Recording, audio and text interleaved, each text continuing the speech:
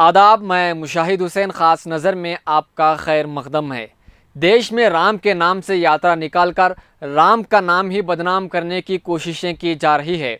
अब रामनवमी यात्रा से लोगों के दिलों में खौफ व दहशत फैलाया जा रहा है, क्योंकि मुल्क भर में रामनवमी मौके पर संघ परिवार वालों ने रामनवमी यात्रा का इस्तेमाल करते हुए मुसलमानों के खिलाफ हेट स्पीचेस दिए जा रहे हैं। यात्रा में भड़काऊ नारे लगाए जा रहे हैं, मुस्लिम महलों को निशाना बनाया जा रहा है, घरों पर पथराव किया जा रहा है, प्रॉपर्टीज़ को नुकसान पहुंचाया जा रहा है, मस्जिदों के ऊपर भगवा झंडे लगाए जा रहे हैं।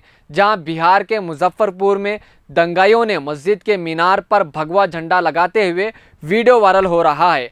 कर्नाटक के रायचूर शहर में मस्जिद के सामने डीजे लगाया जाता है और मध्य प्रदेश के कारगांव शहर में मस्जिद पर पथराव करते हुए देखा जा सकता है वीडियो में।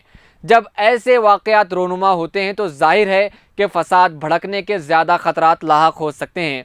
जिस तरह गुजरात, मध्य प्रदेश, झारखंड, बंगाल, कर्नाटक में रामनवमी जुलूस के दौरान फसाद फूट पड़ा है। बंगाल के हावड़ा शहर के शहपुर इलाके में वीएचपी की रामनवमी रैली के दौरान हेट स्पीचेस दिए जाने के बाद तशद्दुद फैल गया और मध्य प्रदेश के कारगांव शहर में रामनवमी जुलूस के दौरान मस्जिद पर पथराव किया गया, गाड़ियों को जलाया गया। इसके बाद वहां पर भी तशद्दुद भड़का गया।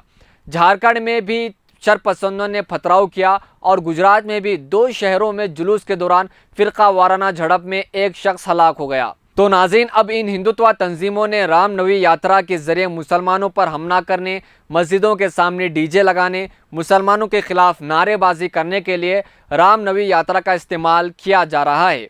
तो जाहिर है कि मुल्क के अलग अलग रियासतों में रामनवमी यात्रा से मुसलमानों को निशाना बनाया जा रहा है।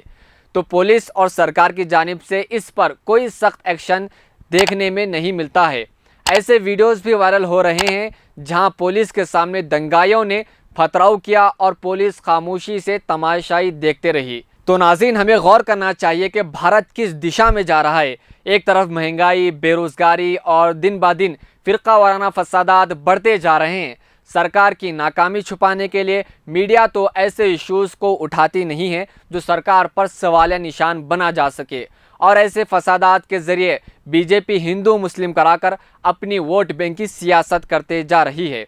तो ऐसे में हमें और सेकुलर हिंदुओं को सोचना चाहिए कि इस देश को बचाने के लिए, इस देश की गंगा जमनी तहजीब को बचाने के लिए, इस देश का संविधान बचाने के लिए हमको चाहिए कि इन फ़िरका वाराना फसादात और आरएसएस और बीजेपी का मुकाबला करते हुए गंगा जमनी तहजीब को ज़िंदा रखें।